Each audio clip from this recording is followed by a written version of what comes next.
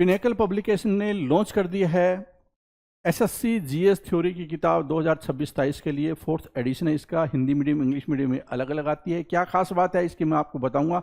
बहुत यूनिक किताब है। अगर आप एसएससी एग्जाम्स की तैयारी कर रहे हैं और जीएस आपका कमज़ोर है या जीएस की तैयारी करना चाहते हैं तो ये किताब आपके पास ज़रूर होनी चाहिए। इससे थ्योरी समझ सकते हैं आप, ठीक है।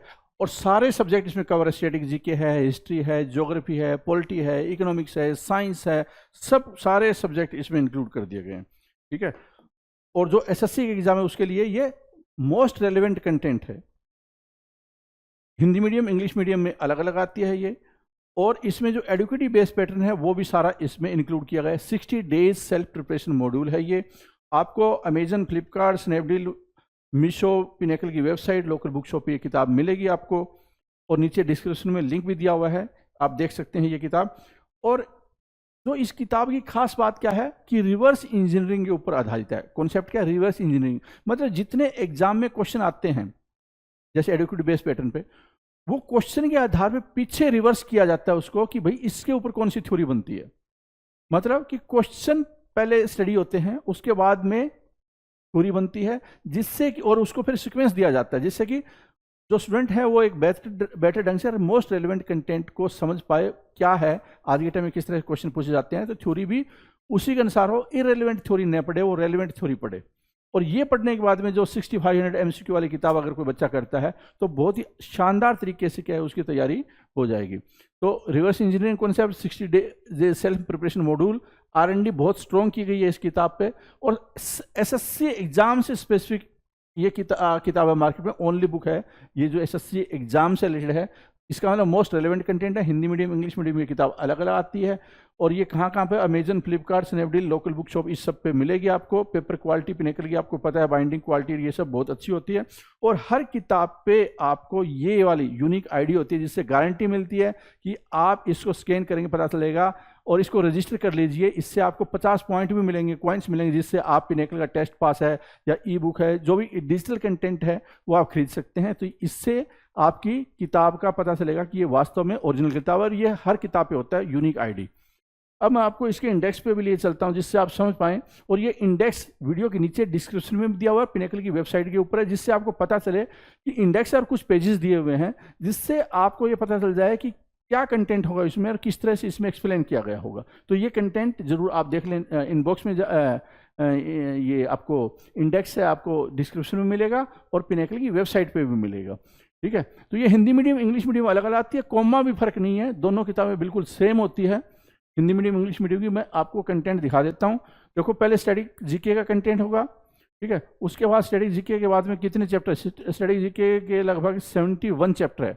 71 चैप्टर। फिर एंशिएंट हिस्ट्री स्टार्ट होता है, उसके बाद में मिडल हिस्ट्री, उसके बाद में आपको मॉडर्न हिस्ट्री, ठीक है। कौन सी चीज़ें कहाँ पे, सारी चीज़ें आपको नजर आएगी।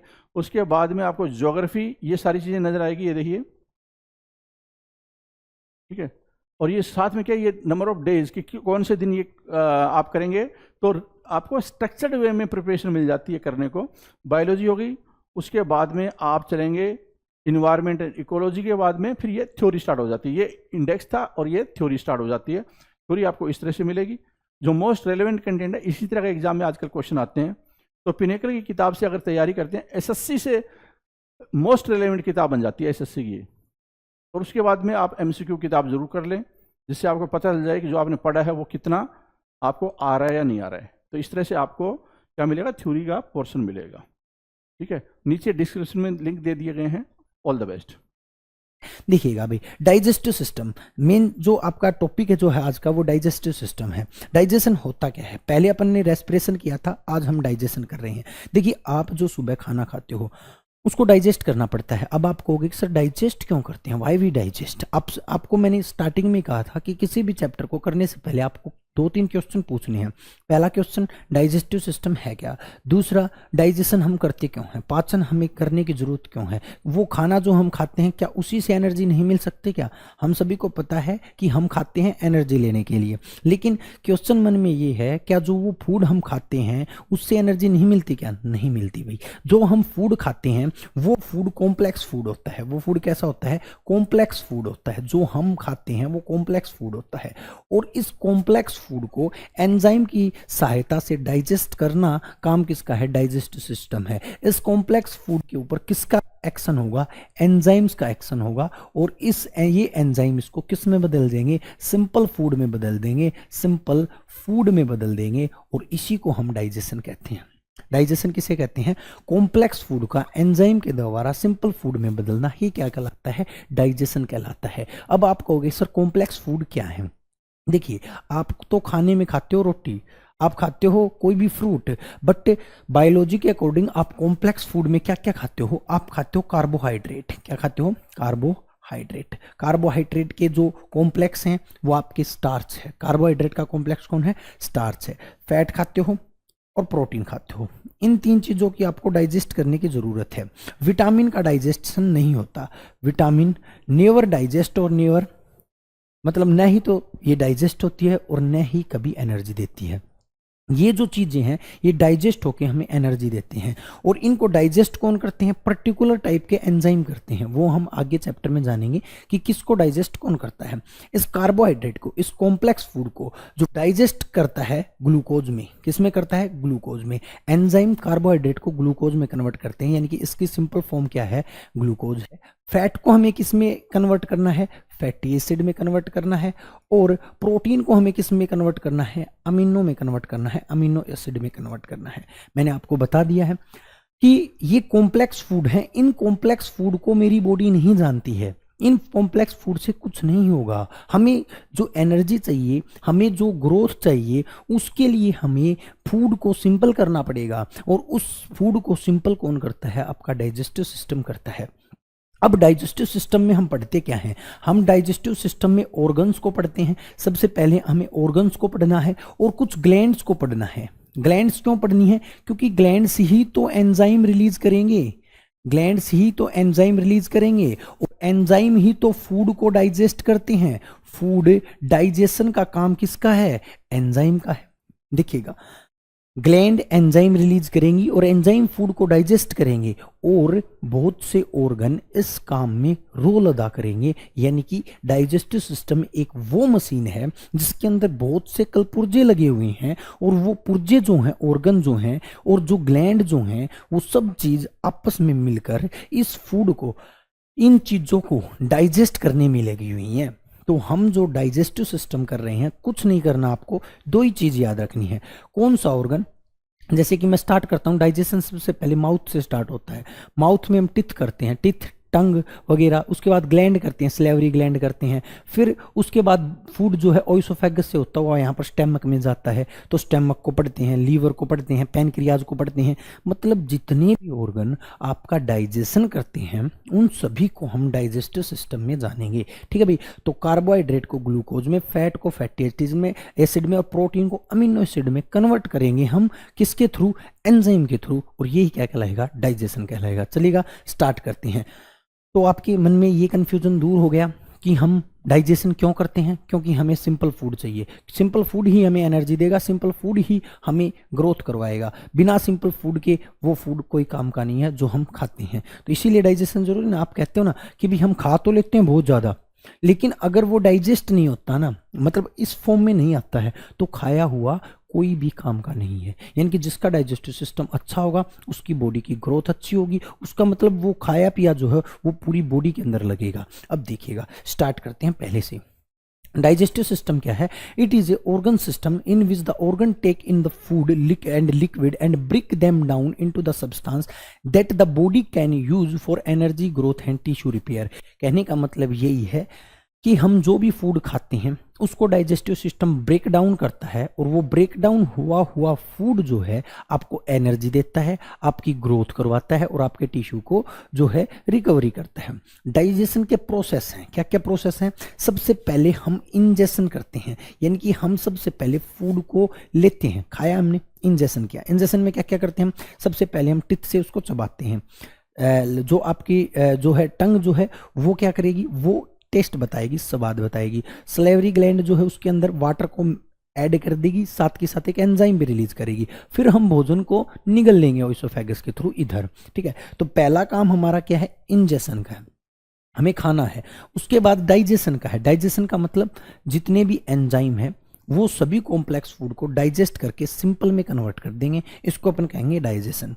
डाइजेशन के बाद अब देखिए फूड डाइजेस्ट तो हो गया, लेकिन अब उसका एब्जॉर्प्शन भी तो जरूरी है। वो मटेरियल जो हमें सिंपल कंपोनेंट मिले हैं उनको एब्जॉर्ब भी तो करना है।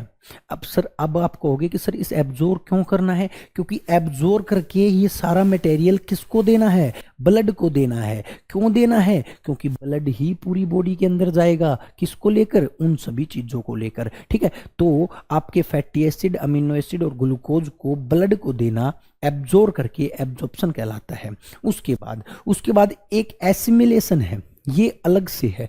क्यों, क्योंकि इसके अंदर फैट जो होता है ना, फैट बहुत ज्यादा कॉम्प्लेक्स होता है, तो फैट को अलग से डाइजेस्ट करते हैं हम, अलग से उसका प्रोसेस देखते हैं। तो फैट को डाइजेस्ट करना है, फैट को सेट करना है, और फिर उसके बाद जो है इगेशन करना है, यानी कि आपको उस वेस्ट मटेरियल को डाइजेस्ट कर लिया, एब्जॉर्ब कर लिया। अच्छा मटेरियल तो हमने ले लिया ब्लड के पास, लेकिन जो वेस्ट मटेरियल बच गया उसको शरीर से बाहर भी तो निकालना है, तो उसको हम जो है क्या कहते हैं, इगेशन कहते हैं। तो आपको इंजेशन, डाइजेशन, इजेशन, एब्जॉर्प्शन, ये सारे के सारे आपको करने हैं। हिंदी वाले अंतःग्रहण, पाचन, अवशोषण जो है ये सारे के सारे प्रोसेस आपको करनी है। देखिएगा डाइजेशन में मैं आपको डाइजेस्टिव सिस्टम का डायग्राम की तरफ लेके चलता हूँ। डाइजेस्टिव सिस्टम का डायग्राम है ये यहाँ से स्टार्ट नहीं होता, मैं थोड़ा इसको ऊपर से स्टार्ट करता हूँ। ऊपर से कहाँ से स्टार्ट कर दिया मैंने, यहाँ से स्टार्ट कर दिया। ऊपर से जो है इसको थोड़ा ऊपर की तरफ बढ़ाता हुआ ये जो है मैंने माउथ की फॉर्मेशन कर दी है, ठीक है, ये थोड़ा बढ़ा दिया है। इसमें डाइजेशन में सबसे पहले जो है वो आपका माउथ आता है, ठीक है। माउथ के अंदर 3 ऑर्गन आते हैं, क्योंकि डाइजेशन यहीं से स्टार्ट होता है। कौन कौन से आते हैं, टिथ जो फूड को पचाएंगे, चबाएंगे, या चबाना भी तो जरूरी है, जब तक उसके टुकड़े नहीं होंगे तो कुछ काम के नहीं हैं, टिथ को पढ़ेंगे। फिर हमें टेस्ट भी लेना है, हालांकि हम टंग को पढ़ चुके हैं इसलिए अब नहीं पढ़ेंगे। उसके बाद माउथ में एक ग्लैंड भी है जिसका नाम है सलेवरी ग्लैंड। देखिए आपको ये जरूर पता होना चाहिए कि कौन सी ग्लैंड कहाँ लोकेटेड है, और वो ग्लैंड कौन सा एंजाइम रिलीज करती है, और वो एंजाइम किसको डाइजेस्ट करता है। 3 क्वेश्चन कहे मैंने। पहला, कौन सी ग्लैंड कहाँ है, वो ग्लैंड कौन सा एंजाइम रिलीज करती है, और वो एंजाइम किसको बताता है, डाइजेस्ट किसको करता है। ये चीज अगर आपने जान ली, लोकेशन आपको पता चल गया, डाइजेस्टिव सिस्टम खत्म हो जाएगा। उसके बाद जब हम भोजन को चबा लेंगे, आप जो है स्वाद भी आपको मिल जाएगा। स्लेवरी ग्लैंड जो है उसके अंदर 99% लार के अंदर, स्लाइवा के अंदर 99% वाटर होता है। पानी जब इसके अंदर मिल जाएगा, अब भोजन निगलने के लिए तैयार हो जाएगा। यहाँ पर स्लेवरी ग्लैंड के अंदर एक एंजाइम भी पाया जाता है जिसका नाम है टाइलिन। वो स्टार्च को हल्का डाइजेस्ट कर देगा, पूरा डाइजेस्ट नहीं करेगा, हल्का डाइजेस्ट कर देगा। उसके बाद फूड जो है यहाँ से होता हुआ इस नलकी को अपन कहते हैं ओएसोफेगस। क्या कहते हैं, ओएसोफेगस कहते हैं। आहार नली इसको अपन बोलते हैं। यहाँ से लगभग 25 सेंटीमीटर लंबी होती है। यहाँ से फूड होता हुआ ये हमारा स्टेमक होता है, इसमें आ गिरता है स्टेमक में। अब स्टेमक में भी एक्शन होता है। स्टेमक में फूड जो है 3 से 4 घंटे ठहरता है, लेकिन 3 से 4 घंटे के अंदर स्टेमक के अंदर एक ग्लैंड पाई जाती है जिसका नाम है गैस्ट्रिक ग्लैंड। गैस्ट्रिक ग्लैंड, और ये गैस्ट्रिक ग्लैंड जो है वो एंजाइम रिलीज करती है, और इस एंजाइम में एक बहुत ही बड़ा एंजाइम है HCl, जो अगर मान के चलो आपने भोजन को ना भी चबाया हो तो भी स्टेमक में जाने के बाद HCl उसको बिल्कुल ब्रेक डाउन कर देगा। यानी कि अगर मैं कहूँ, अगर हम लोहे की ब्लेड भी अगर अंदर ले जाते हैं तो वो भी HCl उसको क्या कर देगा, बिल्कुल क्या कर देगा, चूर कर देगा। उसके बाद इसके अलावा इसके अंदर एक रेनिन होता है और एक जो है आपका पेप्सिन होता है। यानी कि 3 एंजाइम कहां पर, स्टेमक के अंदर फूड को डाइजेस्ट करते हैं। कौन किसको डाइजेस्ट करता है वो मैं बाद में बताऊंगा। एंजाइम मैंने आपको बता दिए, लोकेशन मैंने बता दी, स्टेमक के अंदर गैस्ट्रिक ग्लैंड। स्टेमक के बाद यहां से ये जो हिस्सा जो है ये मुड़ा हुआ जे टाइप स्ट्रक्चर आपको दिख रहा है, ये स्मॉल इंटेस्टाइन स्टार्ट हो जाती है। स्मॉल इंटेस्टाइन का भाग है डेडुनम। स्मॉल इंटेस्टाइन का पहला पार्ट डेडुनम, दूसरा पार्ट जेजुनम, और लास्ट पार्ट जो है इलियम। ठीक है, स्मॉल इंटेस्टाइन के 3 पार्ट हो जाते हैं यहां पर, डेडुनम, जेजुनम और इलियम। कहने में तो ये स्मॉल है, बट इसकी लंबाई जो है वो 7 मीटर है। शरीर का सबसे लंबा ऑर्गन जो है वो स्मॉल इंटेस्टाइन है, ठीक है, यहीं पर जो है उलझा हुआ है। यहां पर डेडुनम में देखने योग्य चीज ये है कि डेडुनम में आपसे क्वेश्चन ऐसे भी कर सकता है कि स्टेमक से अगला ऑर्गन क्या कहलाता है, स्टेमक से अगला डेडुनम कहलाता है। अब ये डेडुनम जो है यहां पर 2 ग्लैंड अटैच होती हैं। मैं यहां पर इधर थोड़ा अलग इसको बना देता हूं। ये आपका मान के चलो स्टेमक है, स्टेमक है, ये आपकी डेडुनम है, डेडुनम है, और डेडुनम के साथ यहां से ऊपर जो है एक ग्लैंड अटैच होती है जिसको अपन बोलते हैं लीवर, और लीवर के नीचे होता है गाल ब्लैडर, जीपी। और यहां पर स्मॉल इंटेस्टाइन के डेडुनम भाग पर यहां पर होती है पैनक्रियाज। तो आपसे क्वेश्चन पूछ सकता है लीवर और पैनक्रियाज कहां अटैच होती हैं, तो ये आपके डेडुनम, स्मॉल इंटेस्टाइन के डेडुनम पार्ट पर जो है अटैच होती हैं। अब सुनिएगा, लीवर जो है, लीवर बाइल जूस को रिलीज करेगा। किस जूस को रिलीज करेगा? बाइल जूस को रिलीज करेगा। यहां से बाइल जूस रिलीज होगा और रिलीज होके कहां पर इकट्ठा हो जाएगा? ये गाल ब्लैडर में इकट्ठा हो जाएगा। बाइल जूस जो है वो फूड को डाइजेस्ट करेगा। बाइल जूस यहां से इकट्ठा होकर वापस किस में मिल जाएगा? इसमें आकर मिल जाएगा।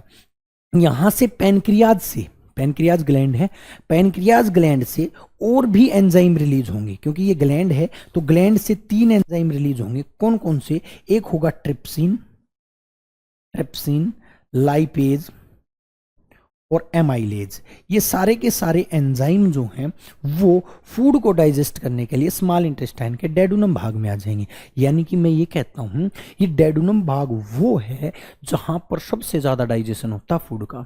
यानी कि ये तीनों के तीनों मिलकर ट्रिप्सिन, लाइपेज और माइलेज, ये कार्बोहाइड्रेट, फैट, प्रोटीन सभी को पूर्ण रूप से कंप्लीटली डाइजेस्ट कर देंगे। और कंप्लीटली डाइजेस्ट होने के बाद फूड जेजुनम और इलियम में पहुंचेगा। अब फूड बिल्कुल डाइजेस्ट हो चुका है। अब इसका मतलब जितने भी स्मॉल कंपोनेंट बनने थे वो बन चुके हैं, ग्लूकोज, अमीनो एसिड वगैरह बन चुके हैं। अब इनको एब्जॉर्व करना है, इनको ब्लड में लेना है, तो यहाँ पर स्मॉल इंटेस्टाइन में एब्जॉर्प्शन का काम होगा। और छोटी आंत जो है आपकी जेजुनम और इलियम के अंदर क्या होगा? फूड का एब्जॉर्प्शन होगा, अवशोषण होगा। तो आपसे क्वेश्चन पूछे एब्जॉर्प्शन ऑफ फूड कहाँ पर होता है, तो आपके स्मॉल इंटेस्टाइन में होता है। स्मॉल इंटेस्टाइन डाइजेशन का भी आखिरी ऑर्गन है और आपके एब्जॉर्प्शन का भी काम यहीं पर होता है। देखिए डाइजेशन भी इसी में समाप्त होता है, कंप्लीट होता है, और एब्जॉर्प्शन, अवशोषण भी यहीं पर होता है। उसके बाद जो खराब मटेरियल बचता है वो स्मॉल इंटेस्टाइन के बाद लार्ज इंटेस्टाइन से होता हुआ, ऐसे होता हुआ एनएस के थ्रू बाहर निकल जाता है शरीर से। अब लार्ज इंटेस्टाइन के भी 3 भाग हैं, सिक्कम, कोलोन, रेक्टम। ये सिक्कम, कोलोन भी होगा, बीच वाला कोलोन होता है और लास्ट वाला रेक्टम होता है। सिक्कम, कोलोन, रेक्टम, ये रेक्टम और ये कोलोन। सिक्कम, कोलोन, रेक्टम से होता हुआ फूड जो है बाहर निकल जाएगा। तो आपको करना क्या है मैं दोबारा बता देता हूं।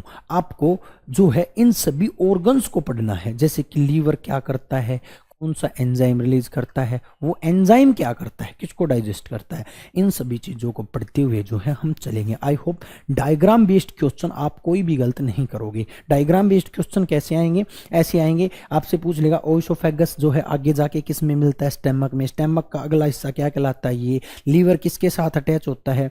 लीवर डेडुनम के साथ अटैच होता है। पैनक्रियाज किसके साथ अटैच होती है? डेडुनम के साथ अटैच होती है, ठीक है। डेडुनम का अगला हिस्सा जेजुनम कहलाता है, इलियम कहलाता है, लार्ज इंटेस्टाइन का सिक्कम, कोलोन, रेक्टम कहलाता है। ये सारी चीजें जो है आपसे क्वेश्चन पूछे जाएंगे। कौन सी ग्लैंड कहां पर होती है ये जरूर आपको पता होनी चाहिए। कौन सी ग्लैंड कौन सा एंजाइम रिलीज करती है ये जरूर पता होना चाहिए। मैं दोबारा बता देता हूं, स्लेवरी ग्लैंड जो है 2 एंजाइम रिलीज करेगी, एक तो करेगी टाइलिन, एक करेगी लाइसोजाइम, लाइसोजाइम। 2 एंजाइम रिलीज करेगी आपकी स्लेवरी ग्लैंड। बाइल जो है एक जूस रिलीज करेगा जिसका नाम है बाइल जूस। स्टेमक जो है 3 एंजाइम रिलीज करेगा, HCl, रेनिन और पेप्सिन। याद कर लेना, काम आगे करेंगे, ठीक है। करवाने को यहीं भी करवा सकता हूं लेकिन स्टेप टू स्टेप चलेंगे। पैनक्रियाज ट्रिप्सिन, लाइपेज और अमाइलेज रिलीज करेगी। रिलीज तो पैनक्रियाज करेगी बट रिलीज होंगे कहां पर? ये रिलीज होंगे स्मॉल इंटेस्टाइन के डेडुनम भाग में। क्लियर है? तो यहां तक में भी आपको क्लियर हो गया होगा। इस डायग्राम को जितना ज़्यादा आप देख सकते हो, जितना ज़्यादा आप कर सकते हो, उतना आपको करना है। मैंने इतना टाइम इसलिए लगाया इसके ऊपर क्योंकि अगर आपके ब्रेन के अंदर, दिमाग के अंदर ये डायग्राम सेट हो जाता ना, तो मैं गारंटी लेता हूं ऐसे क्वेश्चन जो आपने कभी ना किए हों वो भी आप कर जाओगे। ठीक है, अब देखिएगा, अब स्टार्ट करते हैं हमारे डाइजेशन से। इंजेशन से स्टार्ट करेंगे। आपका सबसे पहले फूड को इंजेस्ट करना है, मतलब लेना है। बताने की जरूरत नहीं है, बॉडी के अंदर फूड को लेना क्या कहलाता है? इंजेशन कहलाता है, माउथ के थ्रू जाता है। डाइजेशन क्या कहलाता है? Process of breaking down of food into the simple component. ठीक है, कॉम्प्लेक्स को सिंपल में बदलना डाइजेशन कहलाता है, ये मैं करवा चुका हूं।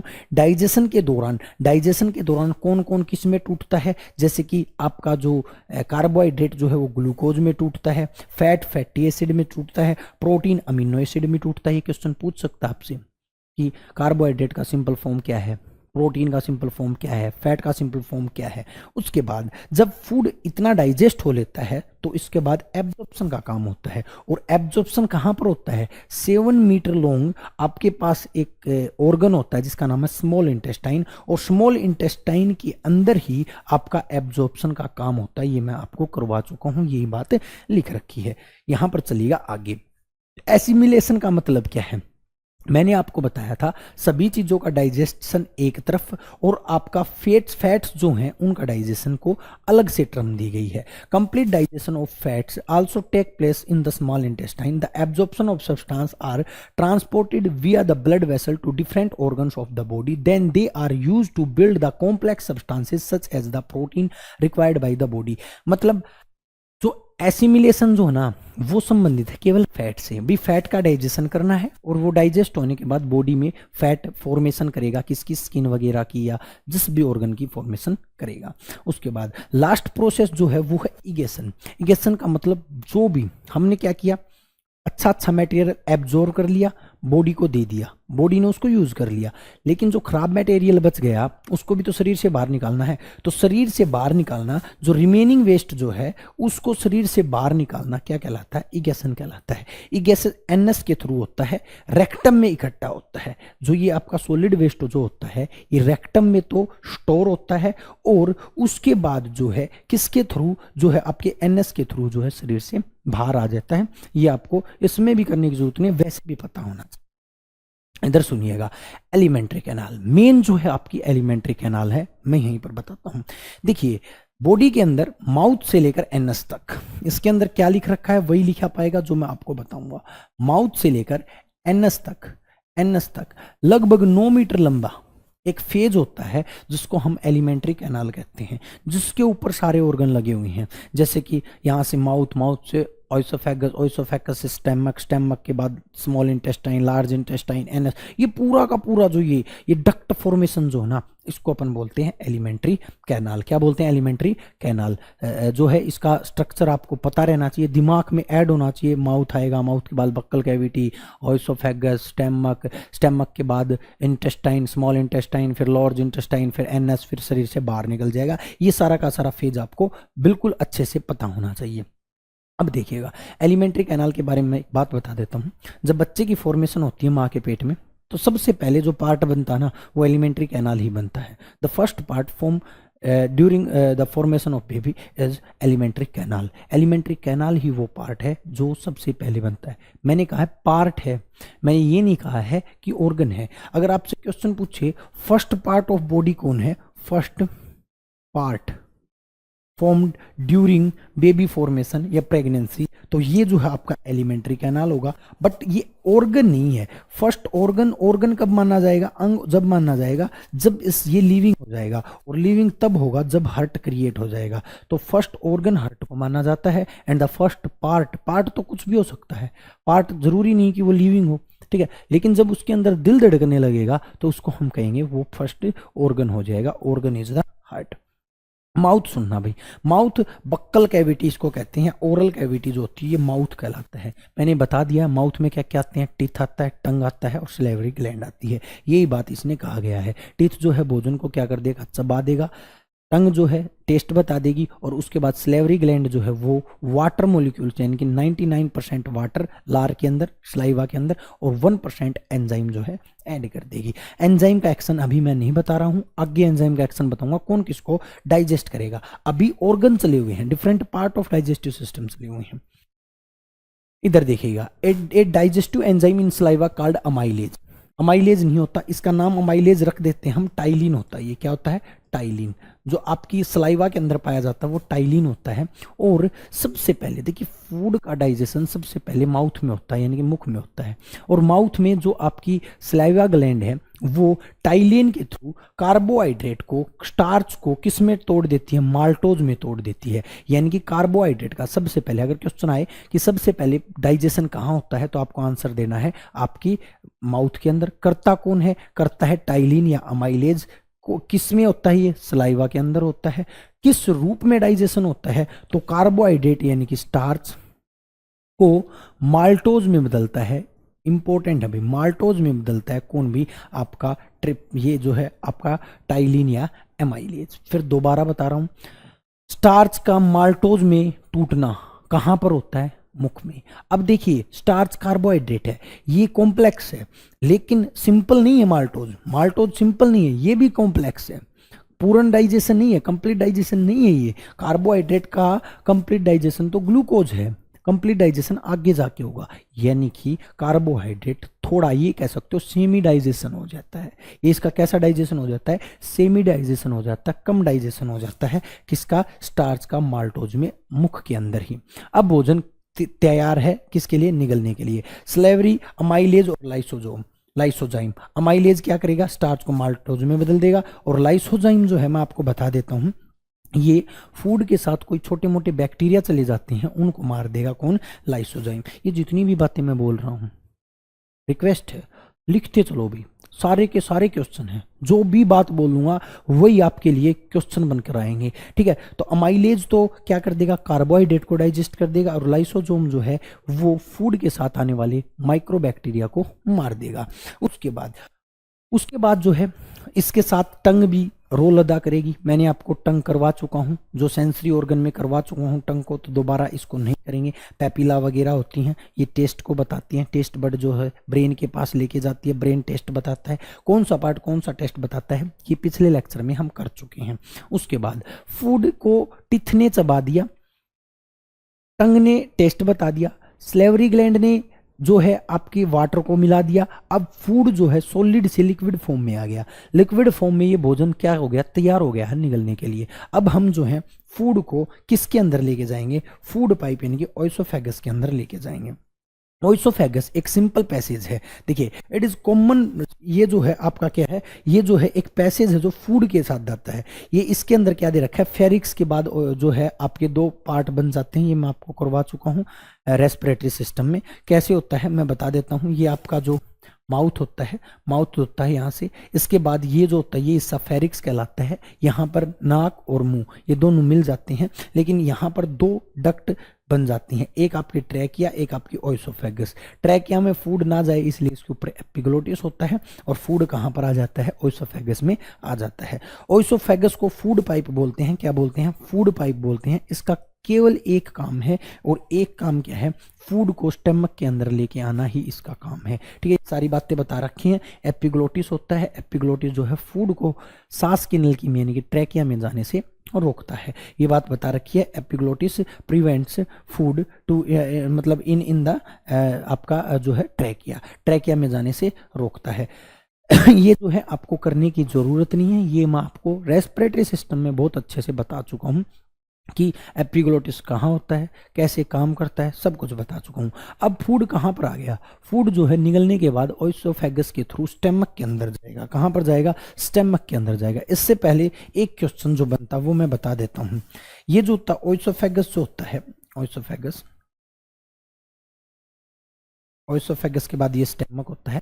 ओइसोफेगस जो होता है, ओइसोफेगस यहाँ पर लिख देता हूँ, ओइसोफेगस ये जो होता है इसको फूड पाइप बोलते हैं, फूड पाइप बोलते हैं। ये 25 सेंटीमीटर लंबा होता है और no role in digestion, no role in digestion, सबसे इंपॉर्टेंट लाइन लिख दी है भाई मैंने। देखिए डाइजेस्टिव सिस्टम में हर ऑर्गन का डाइजेशन में रोल है, बट इसका कोई भी रोल नहीं है। ये केवल एक काम करता है, फूड यहाँ से आया और आके कहाँ पर स्टोर हो गया, स्टमक में स्टोर हो गया। बस फूड को स्टमक में लाने का एक जरिया है, एक नलकी है ओएसोफेगस। स्टमक क्या है? यह एक मस्कुलर लाइक स्ट्रक्चर, सॉरी जो है बैग लाइक स्ट्रक्चर है। बैग है एक ठेला जिसको अपन कहते हैं, जो हमारे एब्डोमिनल कैविटी की, ये कैविटी जो होती है इसको अपन एब्डोमिनल कैविटी बोलते हैं, ऊपर वाली को थोरेसिक बोलते हैं। तो एब्डोमिनल कैविटी के लेफ्ट हैंड साइड में होता है। यही बात कह रखी है, क्या कह रखी है? यह एक बैग लाइक स्ट्रक्चर है जो left side of abdominal cavity पाया जाता है और बेनीथ टू डायफ्राम, डायफ्राम के नीचे पाया जाता है। ये बात आपको याद रखनी है। The inner lining of stomach secrete mucus, ये इंपॉर्टेंट है भाई, mucus, hydrochloric acid, hydrochloric acid यानी कि HCl, डाइजेस्टिव जूस और भी डाइजेस्टिव जूस, रेनिन, पेप्सिन, ये सब सिक्रेट करते हैं। Digestion of protein start in the stomach of the human digestive tract. Gastric juice is release 2 litre per day. Gastric juice कितना निकलता है स्टमक के अंदर? तो 2 लीटर पर डे निकलता है। The acid kill many bacteria that inter along with, मतलब जो HCl होता है ये बैक्टीरिया को मार देता है। 1 मिनट रुकना भाई, कंफ्यूज मत होना, यहाँ पर मैं आपको अच्छे से समझा देता हूँ। देखिएगा भाई, ये यहाँ पर ओएसोफेगस है। ओएसोफेगस के बाद फूड किस में आ गया? फूड आ गया स्टमक के अंदर। किस में आ गया? स्टमक के अंदर। यहां पर याद रखना, ये ओएसोफेगस में जो फूड आता है, फूड, ये यहां तक तो फूड कहलाता है, लेकिन जब ये ओएसोफेगस के अंदर आ जाता है, अब ये फूड ना कहलाकर क्या कहलाता है? बोलस कहलाता है। ये इंपॉर्टेंट याद रखना, बोलस, फूड का नाम क्या हो जाता है? बोलस हो जाता है। ये क्वेश्चन आ जाता है कि माउथ के बाद यानी कि मुख के बाद फूड का नाम क्या हो जाता है? बोलस हो जाता है। लिख लेना ये, ठीक है। आफ्टर माउथ यानी कि in the ओएसोफेगस food called bolus. अब बोलस स्टोमक में आ जाता है, क्योंकि भी इतना चीजें हो चुकी हैं फूड के साथ, अब ये फूड तो नहीं कहलाएगा, अब ये इसका नाम चेंज हो जाएगा। अब ये बोलस कहाँ पर आ जाएगा? स्टमक में आ जाएगा। स्टमक जो है, स्टमक मैं यहाँ पर लिख देता हूँ ताकि आपको कंफ्यूजन ना हो। स्टमक जो है एक बैग लाइक स्ट्रक्चर है, एक बैग की तरह है। यहाँ पर फूड 3 से 4 घंटे जो है, फूड जो है वो रेस्ट करता है, रेस्ट नहीं करता, एक्शन होते हैं इसके ऊपर, 3 से 4 घंटे होती हैं। स्टमक जो होता है, स्टमक की इनर लेयर को मुक्कस बोलते हैं। क्या बोलते हैं? मुक्कस। मुक्कस क्या है? Inner layer of stomach. Stomach की इनर लेयर को क्या बोलते हैं? मुक्कस बोलते हैं। मुक्कस जरूरी है सुनना, इस लेयर को बोलते हैं अपन मुक्कस, अंदर वाली को, ठीक है। स्टमक के अंदर एक ग्लैंड पाई जाती है जिसका नाम होता है गैस्ट्रिक ग्लैंड। क्या नाम होता है?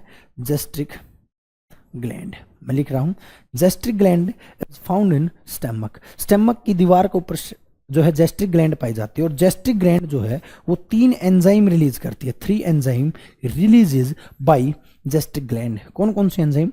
पहला HCl, it is acid, strongest acid जो है तेजाब। अब आपके मन में क्वेश्चन आएगा कि सर जी आपने ये कहा कि HCl एसिड है, तो ये पेट को बर्न क्यों नहीं करता? क्योंकि बच्चा पेट जो है किससे बना होता है? मुक्कस से। मुक्कस जो है वो स्मूथ मसल है। क्या है? स्मूथ मसल है, चिकनी मांसपेशी है, और इस चिकनी मांसपेशी के ऊपर HCl का कोई भी प्रभाव नहीं पड़ता है। अगर ये HCl थोड़ा भी बाहर निकलने लगा ना तो बहुत ज़्यादा एसिडिटी करेगा, बहुत ही ज़्यादा एसिडिटी करेगा, जलन करेगा, लेकिन स्टमक के अंदर स्टमक को कोई भी हार्म नहीं पहुंचाएगा। हालांकि ये HCl फूड को क्या करता है?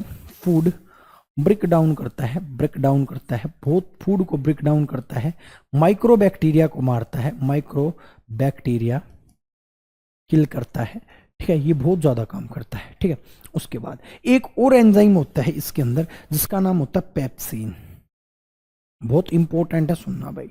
आपसे क्वेश्चन पूछ सकता है पेप्सिन कौन रिलीज करती है? गैस्ट्रिक ग्लैंड रिलीज करती है। कहाँ रिलीज करती है? स्टमक के अंदर रिलीज करती है। पेप्सिन जो है, पैसे प्रोटीन। तो देखिएगा फूड में जो प्रोटीन होती है उसका सबसे पहले फर्स्ट डाइजेशन ऑफ प्रोटीन किस में होता है? पेप्सिन में होता है।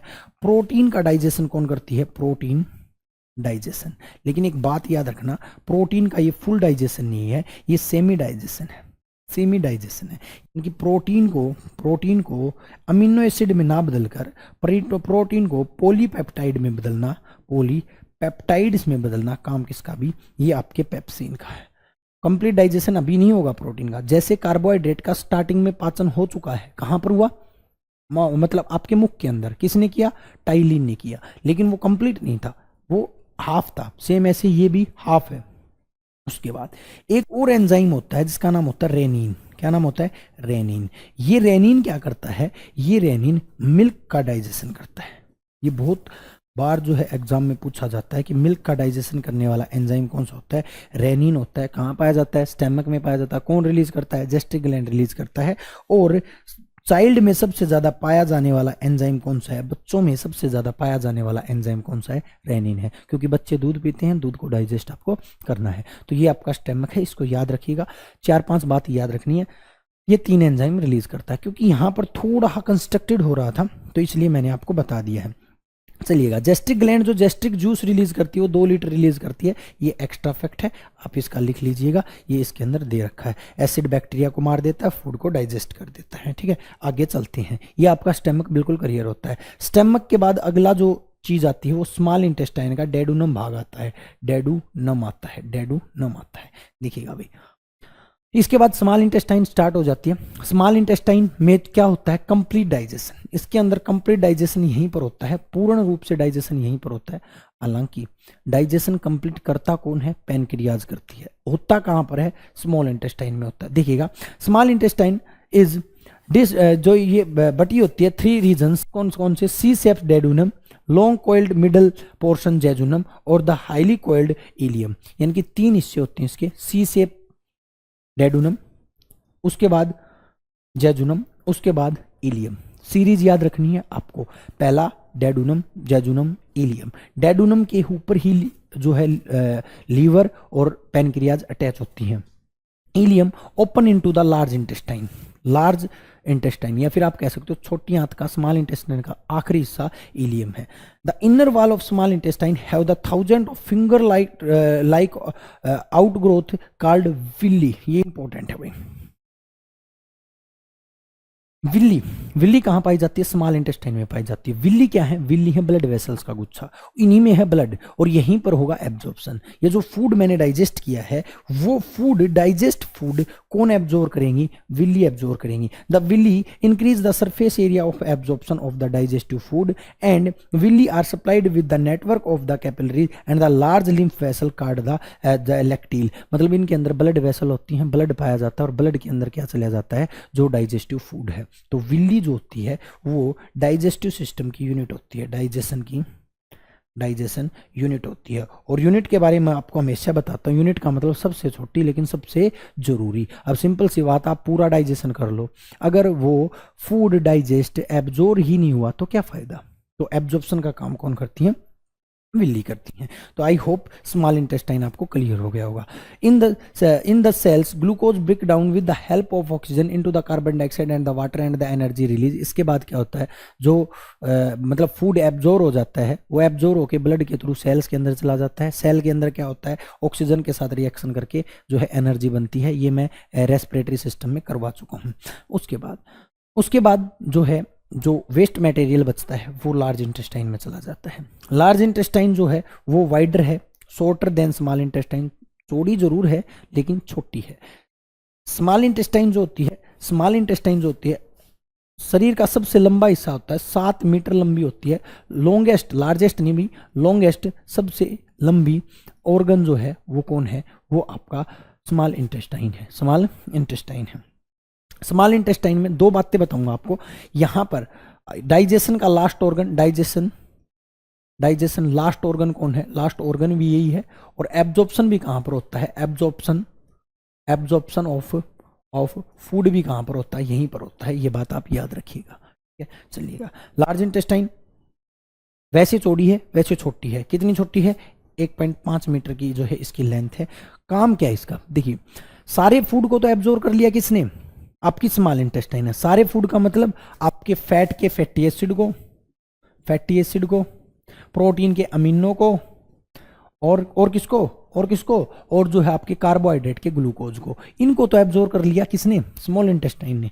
But but water and medicine are observe by किसके द्वारा भाई, ये जो है आपके लार्ज इंटेस्टाइन के द्वारा की जाती हैं। Water and some salts and medicine भी लिख लेना, medicine absorb by large intestine. तो लार्ज इंटेस्टाइन का यही काम है कि एब्जॉर्प्शन करता है। देखिए क्वेश्चन आ जाता है कई बार, लार्ज इंटेस्टाइन में किसका एब्जॉर्प्शन होता है, तो वाटर एंड मेडिसिन का एब्जॉर्प्शन होता है। इसके अलावा और क्या होता है लार्ज इंटेस्टाइन में, देखिएगा ये आपकी लार्ज इंटेस्टाइन है, ये स्मॉल इंटेस्टाइन है। स्मॉल इंटेस्टाइन का जो इलियम पोर्शन जो है, ये लास्ट वाला इलियम पोर्शन है, ये किसके साथ ऐड हो जाता है, लार्ज इंटेस्टाइन का। ये क्वेश्चन कई दफा पूछ लिया जाता है। स्मॉल इंटेस्टाइन जो थी आपकी, स्मॉल इंटेस्टाइन जो थी, इसका लास्ट हिस्सा कौन था, इलियम था। और इलियम आगे जाके किसके साथ जुड़ जाता है, ये आपके लार्ज इंटेस्टाइन के सिक्कम के साथ जुड़ जाता है। इलियम किसके साथ जुड़ जाता है, सिक्कम। क्वेश्चन पूछे इलियम किसके साथ जुड़ता है, सिक्कम। सिक्कम से अगला कोलोन, और कोलोन से अगला रेक्टम।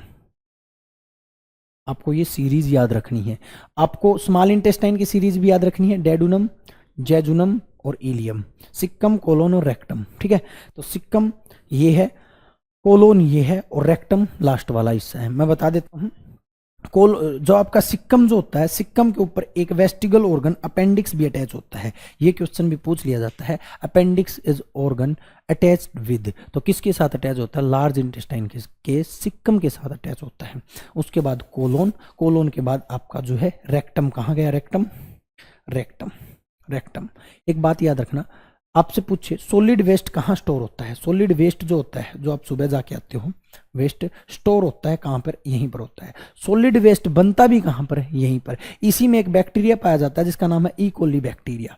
ई कोली बैक्टीरिया क्या करेगा, सॉलिड वेस्ट फॉर्म करेगा, सॉलिड वेस्ट फॉर्म करेगा। फॉर्मेशन ऑफ सॉलिड वेस्ट कौन करता है, ई कोली बैक्टीरिया करता है। इस चीज को भी आप याद रखिएगा। देखिएगा आगे अपन चलेंगे, इसमें आएगा द लार्ज इंटेस्टाइन है 4 पार्ट, इसने 4 पार्ट बना दिए हैं। हालांकि एनल जो होता है वो अलग होता है, फिर भी देख लेना, सिक्कम, कोलोन, रेक्टम और एनल। सिक्कम, कोलोन, रेक्टम और एनल।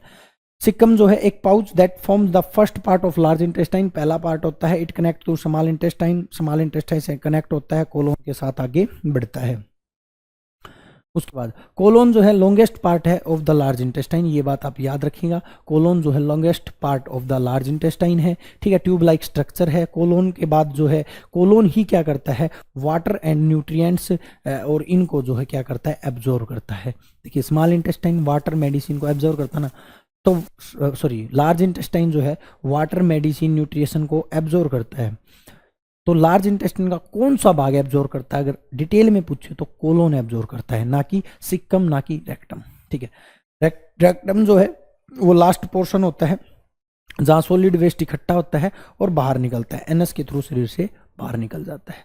लेकिन मेन पोर्शन आपका बचता है। मेन पोर्शन क्या बचता है ये देख लेना।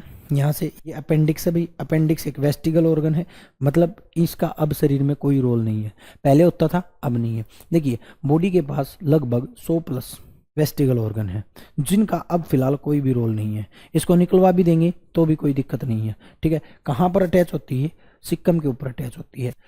तो ये जो है सारा का सारा पोर्शन सिक्कम, कोलोन, रेक्टम और एनएस, ये आपको पता होना चाहिए। चलिएगा यहाँ पर देखिएगा, different part of digestive system. Appendix के बारे में बताया गया है। अपेंडिक्स क्या है, अपेंडिक्स एक वेस्टिगल ऑर्गन है, कोलोन के साथ अटैच रहता है।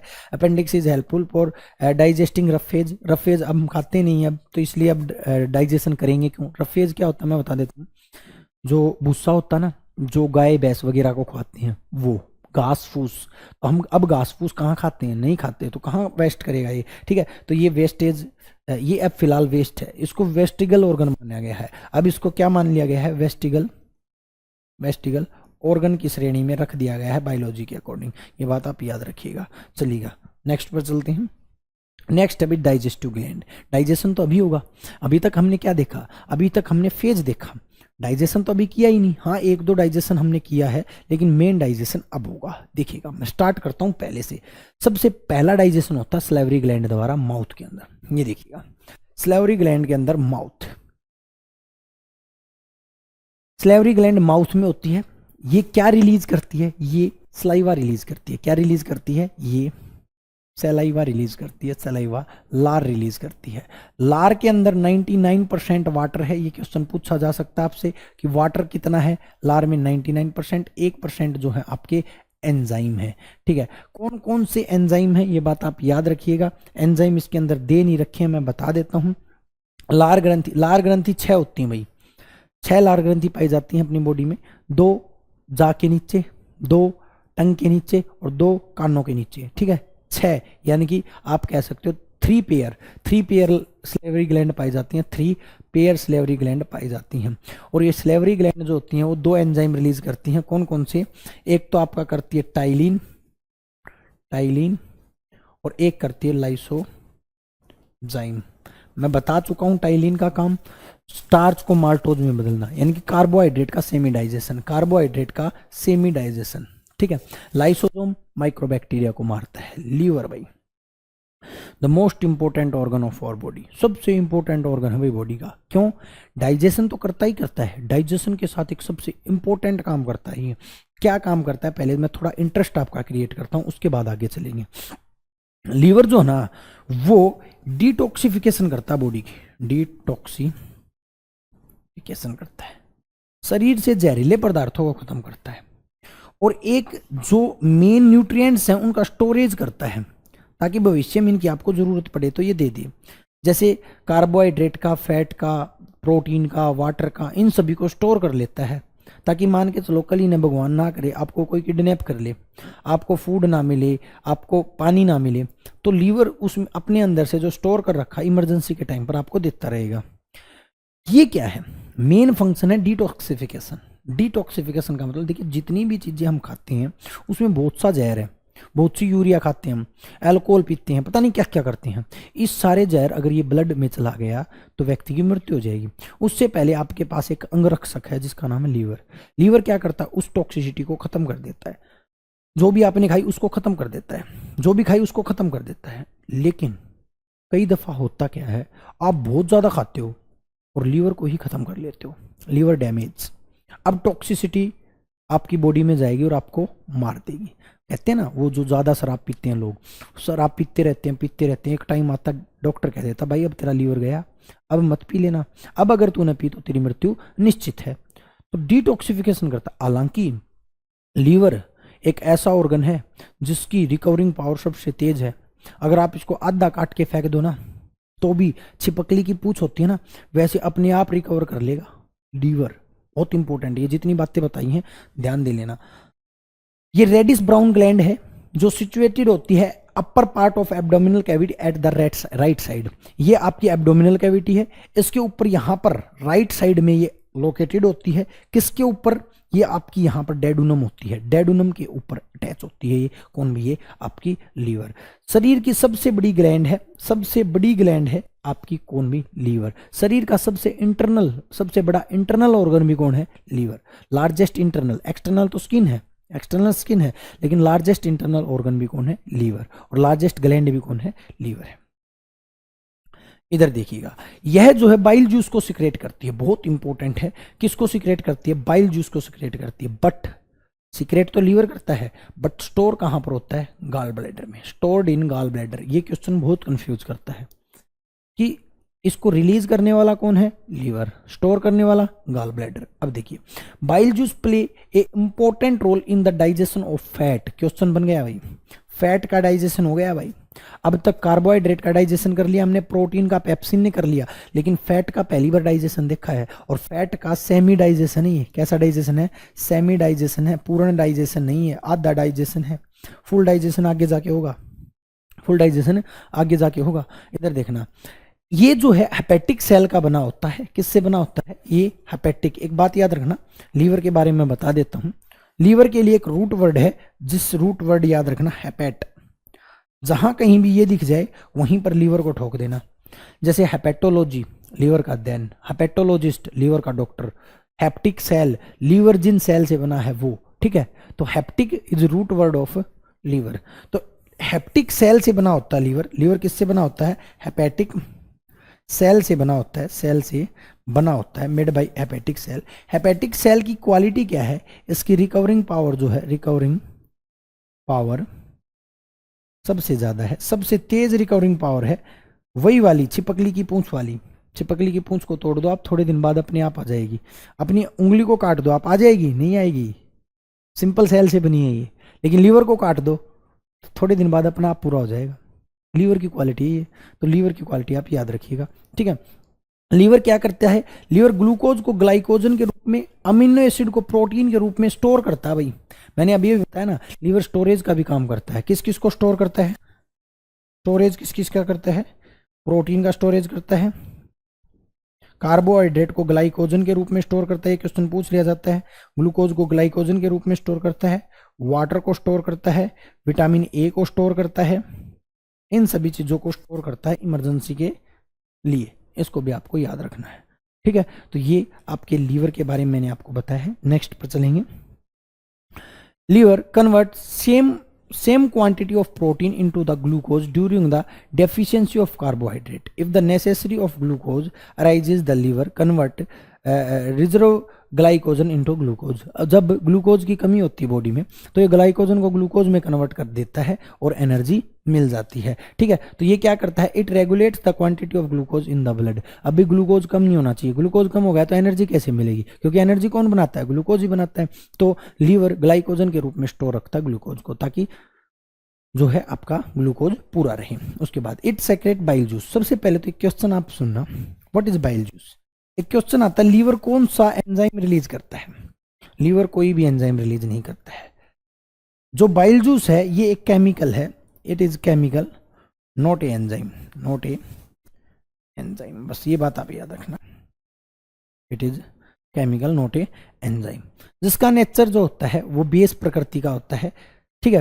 और ये गाल ब्लैडर में स्टोर होता है, ये फैट को जो है डाइजेस्ट करता है, मैंने आपको बता दिया है। एक चीज और याद रखना, इसमें दे रखी है तो ठीक है, नहीं तो मैं बता देता हूं, यहीं पर नहीं दे रखी, देखिएगा। लीवर जो होता है ना, लीवर बाइल जूस का कलर जो होता है ना वो येलो होता है। ऐसा होता है येलो। जब बाइल जूस ज्यादा रिलीज होने लग जाता है, बाइल जूस बहुत ज्यादा इंक्रीज हो जाता है। इंक्रीज कब होगा? जब लीवर डैमेज होगा, लीवर में किसी प्रकार की डैमेज आ जाएगी तो बाइल जूस इंक्रीज हो जाएगा और एक रोग हो जाएगा जिसका नाम है जॉन्डिस, जिसको पीलिया कहते हैं। पीलिया रोग किसकी वजह से होता है? जॉन्डिस रोग किसकी वजह से होता है? बाइल जूस की अत्यधिक स्त्रावण से। और ये कब होगा? जब लीवर खराब हो जाएगा। लीवर खराब होने से दो ही रोग होते हैं, एक तो जॉन्डिस, एक हेपेटाइटिस। इंपॉर्टेंट है भाई दोनों के दोनों। हेपेटाइटिस भी लीवर की वजह से और जॉन्डिस भी लीवर की वजह से होता है।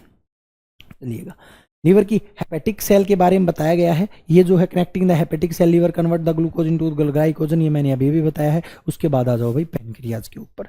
लीवर के बारे में आपको तीन चार बात ही याद रखनी है।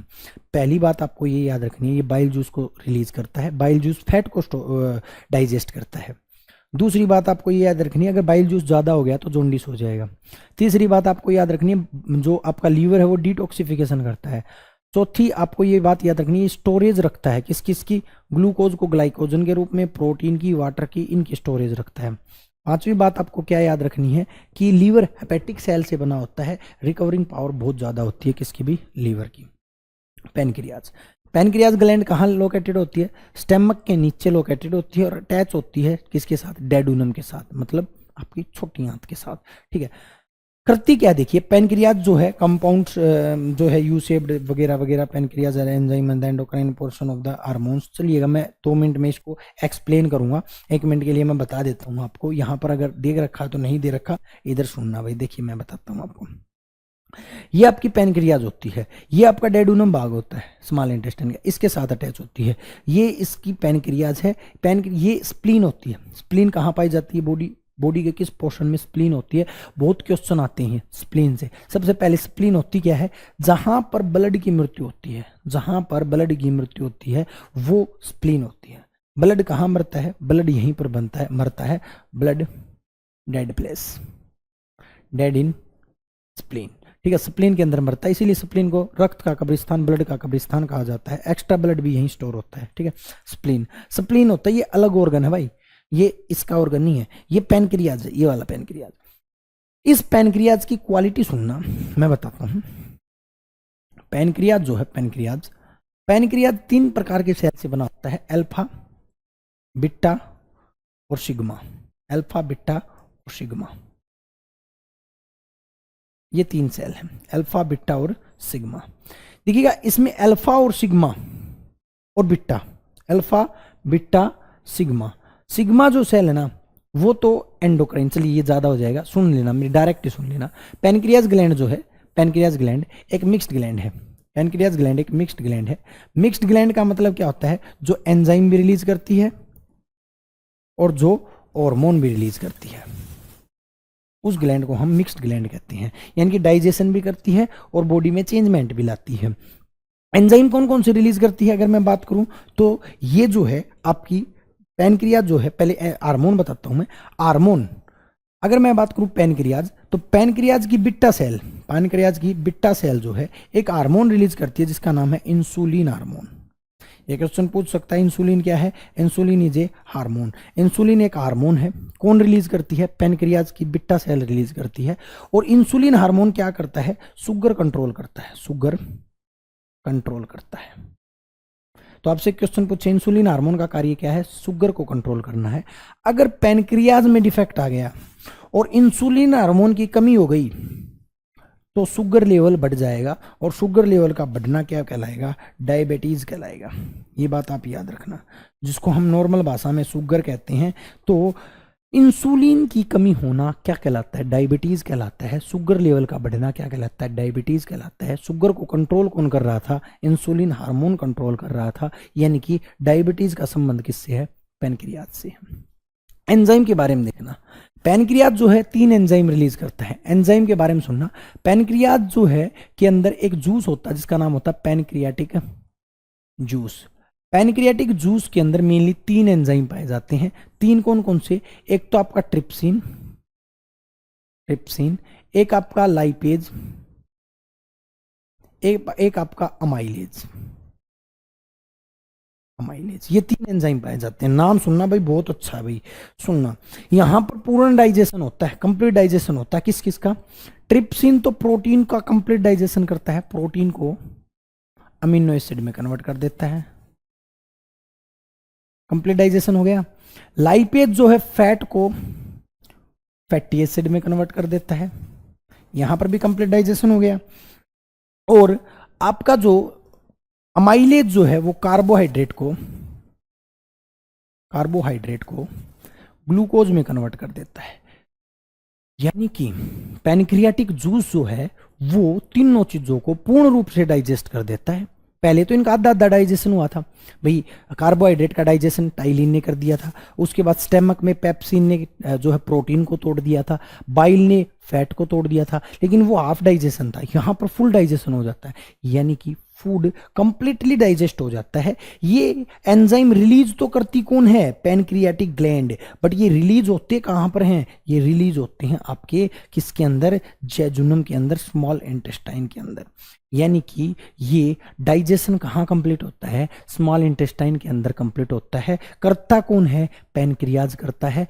पैनक्रियाटिक जूस तीनों चीजों को कंप्लीट डाइजेस्ट कर देता है, इसीलिए इसको कंप्लीट डाइजेस्टिव जूस कहते हैं, कंप्लीट डाइजेस्टिव जूस। तो आपसे क्वेश्चन पूछे कंप्लीट डाइजेस्टिव जूस किसे कहते हैं, तो आपको आंसर किसका करना है, तो आपका पैनक्रियाटिक जूस को करना है, क्योंकि ये तीनों चीजों का डाइजेशन कर देता है। तो मे भी आपको समझ में आ गया होगा, पूर्ण डाइजेशन हो चुका है भाई। चलिएगा आगे आ जाइएगा, मैंने सारा समझा दिया। माउथ, सलाइवा ग्लैंड, स्टमक में पेप्सिन वगैरह पाया जाता है। पैनक्रियाज ने किस किस को तोड़ा देख लेना, इसमें दे रखा है। लाइपेज ने फैट को तोड़ा, फैटी एसिड में कन्वर्ट कर दिया। ट्रिप्सिन ने प्रोटीन को तोड़ा, किस में कन्वर्ट कर दिया, अमीनो एसिड में। अमाइलेज ने किसको तोड़ा, स्टार्च को तोड़ा, किस में कन्वर्ट कर दिया, ये ग्लूकोज में कन्वर्ट कर दिया। ठीक है, इसके अंदर किसी का डाइजेशन होता नहीं है। तो digestion complete, absorption small intestine ने कर ही लिया था। स्मॉल इंटेस्टाइन ने क्या कर लिया था, एब्जॉर्प्शन कर लिया था।